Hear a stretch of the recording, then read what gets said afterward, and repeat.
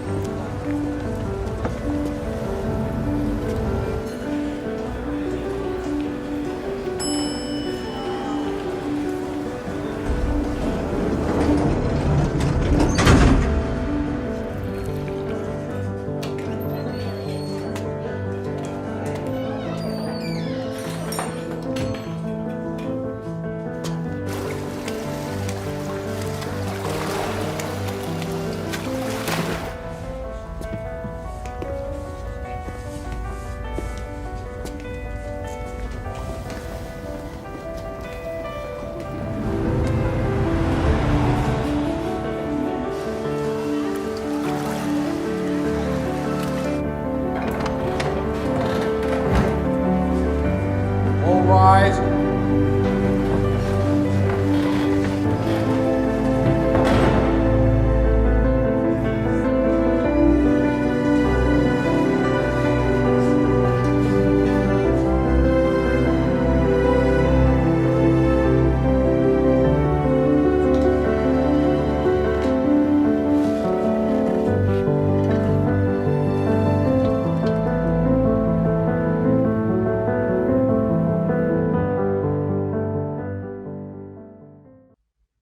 Wow.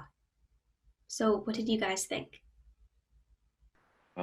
After watching that video, it's almost like experiencing what myself and others in my community go through like on a daily basis. Because just receiving that look is like very belittling, in a sense, because you already know like all of the stereotypes and assumptions that are being placed on you in that very moment. And it definitely helped me to understand the look in a more deep way, I think, just because I was experiencing it kind of through his eyes. Yeah, I would agree that the video did a really good job at depicting multiple perspectives, because I, as a white male, just walk through the world every single day with this massive amount of privilege, and I could never truly understand what it would be like to receive the look. So I do think it's important that we see videos like this so it can make people more aware of the biases that they may be carrying, or I'm sure there are a lot of times throughout my life, regrettably, especially when I was younger, that I may have given somebody the look without realizing it. And I think videos like this and work that I think I've done in the previous few years has helped me try and be more aware of my biases. Yeah, I agree with all of that. I think the way that they use perspective in the making of the film was really, really powerful, and the way that you see both, from his own eyes and from other people's eyes. And I think it's really frustrating because this is something that people go through all the time, and it's something that happens all the time. And, I bet if you ask the people giving him the look if they were doing anything wrong, they wouldn't think they were, and they wouldn't realize that what they're doing is really harmful and really problematic. And I think it's, definitely an issue because this happens all the time. A lot of us hold these biases and these assumptions and do things like give the look without even realizing the problem that it causes or why it's so bad. And so I think it's really good that this, film is out there. It's really enlightening for a lot of people, and it's very powerful.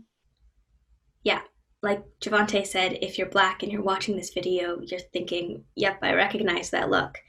And if you're like the rest of us and you've never gotten this look, then watching this video can give you just a glimpse of what it can feel like. It's dehumanizing. So the man in the video, was he experiencing racism or discrimination, stereotypes, or implicit or explicit bias? A lot of us might be confusing these words, so it's important to understand what they all mean. So we're going to explain each of them. Chicky, can you start us off with explaining implicit bias?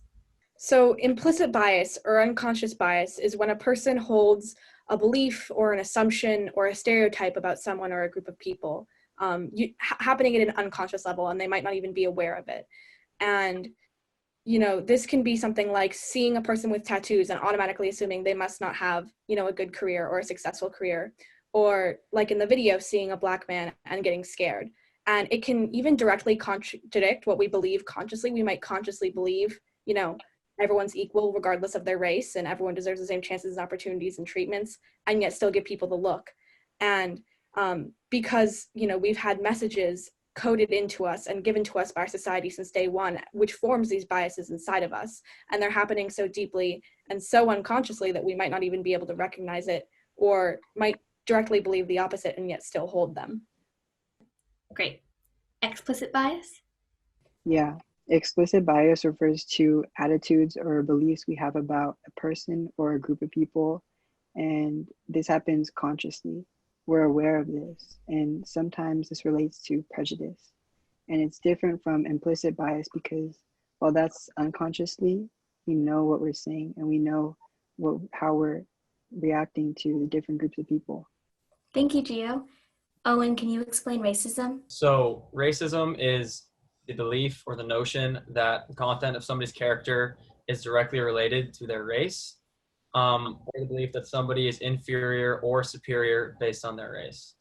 And oftentimes racism stems from implicit bias. So as Shiki explained, there are these biases that people are conditioned to believe, whether they're aware of it or not, or whether it's intentional or not. These can often shape the way that people go through the world and the way that they treat other people. So for instance, like the shows that you watch as a child, the music that you listen to, and for the case of white people like myself, just in general, from a young age, you are told, or not necessarily told, but conditioned to believe that because you are white, you're superior. So moving forward, it is really important that people do try and battle implicit bias, because that can help improve problems of racism at the source. Thanks. Discrimination? Discrimination is racism made real. When we see a person or a community being marginalized or given prejudicial treatment based off of their characteristics such as race, gender, religious beliefs, sexual orientation, etc., that's discrimination. And given the explanation we were given by Chiki and Gio, we can say that discrimination can be a result of explicit and implicit bias. And stereotypes? Stereotypes are widely held, but really oversimplified and often negative perceptions of groups of people. And so implicit bias, which we've talked about already, exists when we unconsciously associate stereotypes with a group. And one of the most important things to understand is that you can reject a stereotype and know that you don't believe it, but still hold implicit bias towards a group of people because of so many things, because of, like Owen was saying, the media that you consumed as a child, or the way that your family talks about race, or the way that the people around you discuss certain topics. And stereotypes, particularly of people of color, can lead to racism and discrimination towards those groups, because these stereotypes are perpetuated in the media. So we're seeing them every day, whether we think we are or not. So it's really important to recognize the way that people are portrayed or typecast in media to fit into a certain box. Thank you, guys. As you guys were explaining these concepts, I was starting to understand implicit bias is the root cause of discrimination, racism, and of course, racial injustice. And you guys mentioned this, but it's worth repeating. Even people who reject stereotypes and know that racism is wrong can still hold racist biases. And along with racial prejudices, there's many other biases that people can hold. Yeah, religion, sexual orientation, political views, those are often categories where we assign judgment based on whether or not we agree with them, and based on whether or not they agree with our moral ideals. Just adding on to what Gio was saying, we often categorize people by their socioeconomic background, their education, family structure, their family income.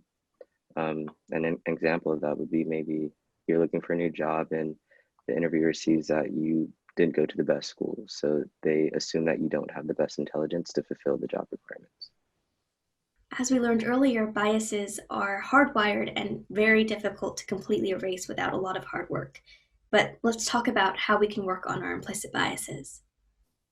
Well, I think the first step to overcoming bias is to really examine and recognize and challenge our biases. We can't assume that we don't have them because they're there, and there's a lot of different ways we can do this. There's actually like tests online, association tests that you can use to literally physically test the results of your biases.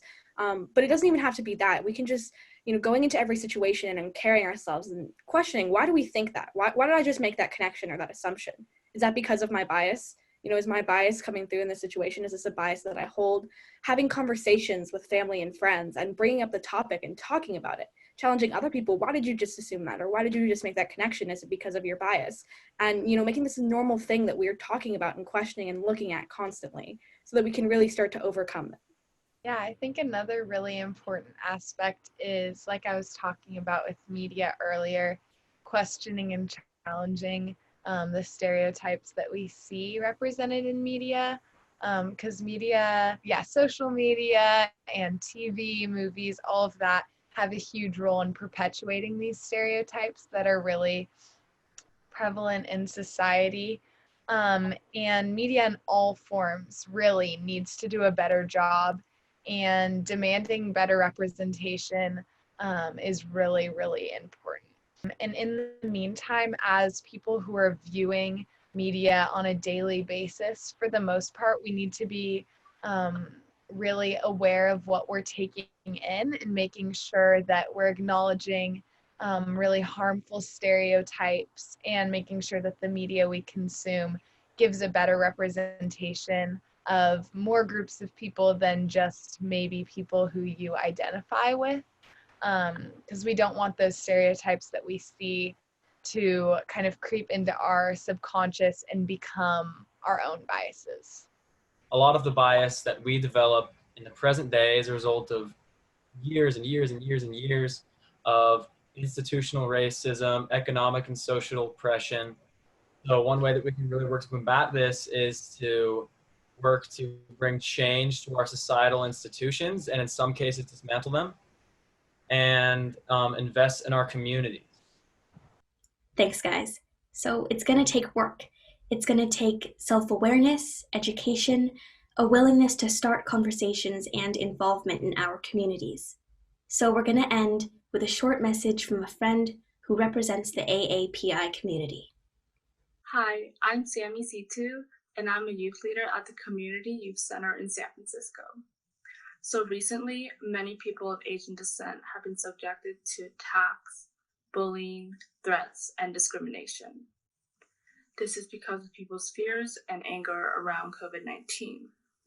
Imagine living in America your entire life and being yelled at to go back to China, or standing in the subway, being assaulted and called racial slurs, or being a kid at school, being taunted by elder children chanting, "Don't come near me, you have coronavirus."